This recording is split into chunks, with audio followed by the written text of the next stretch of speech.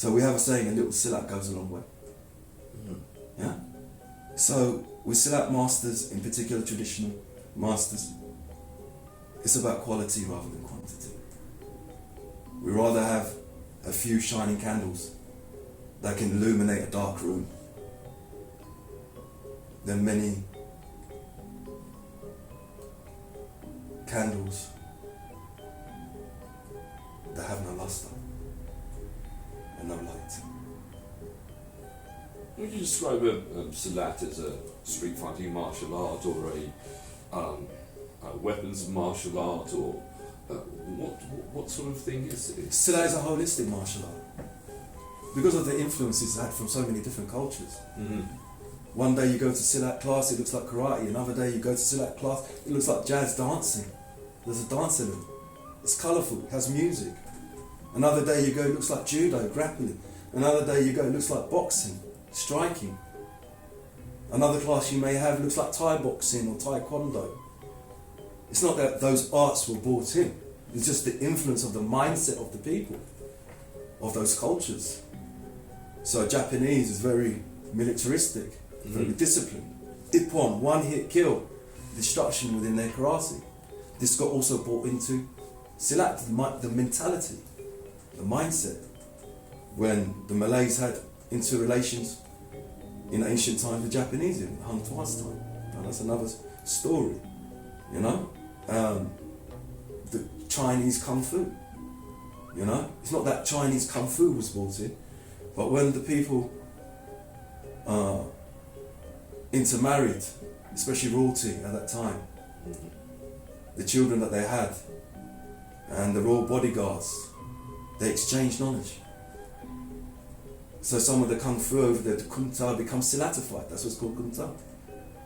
And certain Silat got the influence of Kung Tao within it, you know? So, and certain Silats would have the influence of Indian martial arts, Thai martial arts, especially northern Thailand. Northern Malaysia, southern Thailand, Patani region. So you've got arts there that less Chinese influence, more Thai influence. You know, then certain have got Burmese influence, and so forth like this. So, and Indonesia is slightly different again. But the core essence of Silat and the teachings is near enough one and the same. It's what I mentioned earlier. It's about character, development, cultivation of oneself in a positive manner, and so forth. Yeah. So, all these cultures contributed to the weaponry. Certain unarmed combat ranges. Certain of these arts specialise more in grappling. You know, so that influenced certain Silats. And they brought in the grappling element, you know, in that sense. Certain Silats have striking, called pukulan, like sending, bois pukul type arts, kun tao types, like these are striking, mainly striking based arts. Then you've got Silats that are purely spiritual in nature, you know, and they have no physical motion as such. And theirs is more through introspection, a bit like the Taoist, old Taoist martial arts of the Chinese. So Silat is holistic art. It covers all ranges. Most weapons, famous thing called the karambit, that's used by special forces around the world today. The parang is like a machete, which is also being used by the British SAS. Gurkhas got their kukri, this is also used in Silat, adopted. Albeit they call it by different names. The Trishula and so forth, obviously the Hindu Vedic time, you know, called the Sai, Tekpi, you know, the Japanese call it the Sai. So they got archery, horseback archery, sword fighting, padang. Some of the sword fighting methods also have influence from Arabia and from the old Islamic warriors, especially Sayyidina Ali. India, heavy influence in terms of weaponry as well, long staff and so forth. So Silat is a very comprehensive, holistic martial art. It's not just about mind, body and soul.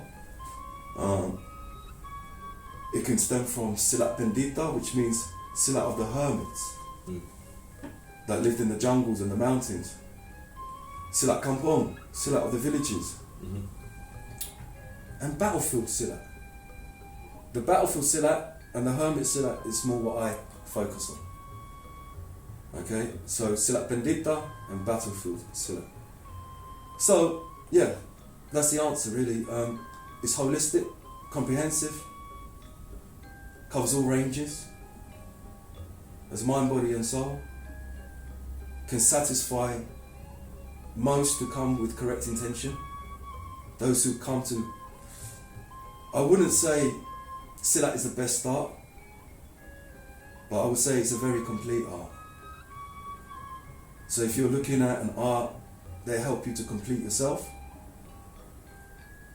help you to fulfill yourself, your potential. An art that encompasses all aspects of warfare, combat, and enables you to navigate through life much more easier. Then Silat is the art for you. And especially if you're looking for an art that every movement is worship. The training involves overcoming your ego. But if you're looking for quick fix, looking for trophies, looking to beat people up, just looking for self-defense, there's many other arts that cater to that. I would suggest MMA, kickboxing and so forth. If you're looking at something to protect just your ego and arts of war, go to those arts. But if you're looking for an art of stopping war, and only doing jihad ul akbar. Jihad means to struggle, not what is being made out to me. Yeah? Jihad ul akbar, the great struggle, means the struggle against self. If you want to learn how to struggle against yourself, to better yourself, then this art is for you. But if you're looking at protecting, you see a lot of other arts, whether it's boxing, Thai, like this, Muay Thai, karate, praying mantis. This is all saying, me. My radius, I'm protecting my area. You're not coming in. Like a fence, a sword. It has circumferences and radiuses. It doesn't allow someone coming. So it's about protecting me. It's saying me. Boxing, me. Praying mantis, about me. All this me. Silat teaches you slowly to open up the heart. The guard, there is no guard. It's open. It says, come brother. My heart, come. Hit me, do whatever you want. Without hatred. A bit like the Venus flytrap. When the fly comes in, zap! The fly doesn't realise. So it has a lot of basic. It works in human psychology. If you're understanding yourself, you understand the psychology of your opponent. It's very different. And in order to do that, you have to be able to magnify the heart. You have to go beyond the stage of fear. All of this is fear. Maybe good guard, but what's it guarding? When you realize and you transcend, there is no fear. There's only action to do. Play of energies, play of minds. In for your movement. Your movement comes from your heart. This is what Islam, Sufism, and most spiritual paths teach. That every movement be from your heart. Every action be attentive. Every movement you do be an act of worship. So that's what people can't understand when we do this. It's rather better to have good intention, even in combat, rather than negative intention. Anyone can be an animal and go crazy, use anger, grit teeth, and anyone can do that. Where is the skill, the true skill in that? Where is the true skill in that? Where's the true warrior in that? You see? So, this is the difference between Silat and most other martial arts. The Indian martial arts have it as well, the Vedic martial arts, like Kalari, sort of. They have a similar mindset, you know, and outlook. The movement has to be from the heart, you know. You know, it's from the heart to embrace, to friendship. Silat movement. This can be a strike, or this can be helpful friendship. This helpful friendship can then bring to the heart, can shield those who want to be your friend. But the same, this can be a strike for those who don't want to be your friend. Against tyranny. We hate the tyranny of tyrannical people. But their true heart, their true nature, we do not hate. Because it's conditioning that makes a person evil. No one is born evil. So why not have a conditioning method that enables you to go above and beyond all conditioning? So that's where Silat is actually an art that builds bridges between communities, people, builds a brotherhood.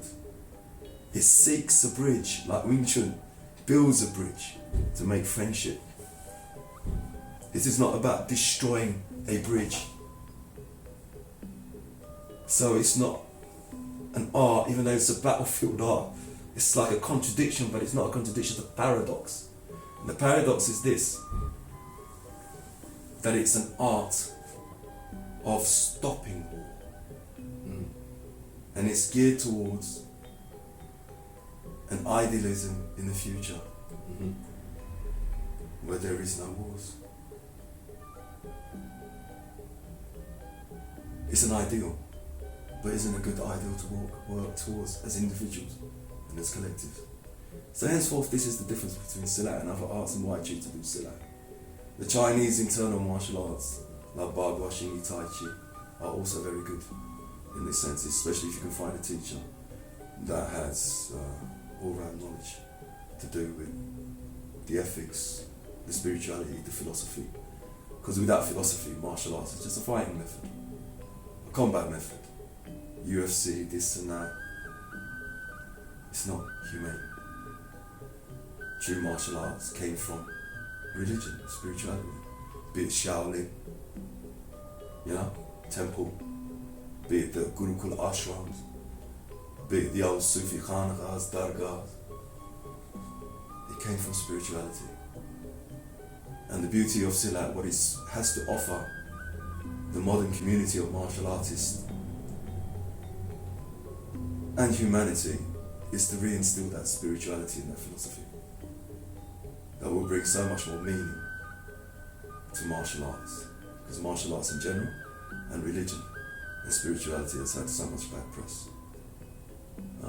It's almost divorced from its heart. Just like really some religions are divorced from their heart, which means their spiritual heart. And that drives people away from them rather than attract and bring them towards them. So, Susanto, thank you so much there. I mean, I've learnt so much about Silat. It's such a wide subject and it's so deep, and it's your philosophy itself is amazing.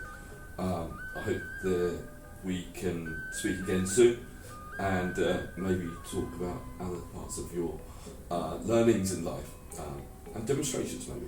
You're more than welcome. I'm honoured. Thank you very much for the invite, and thank you for invite to Brother Nassim Khan.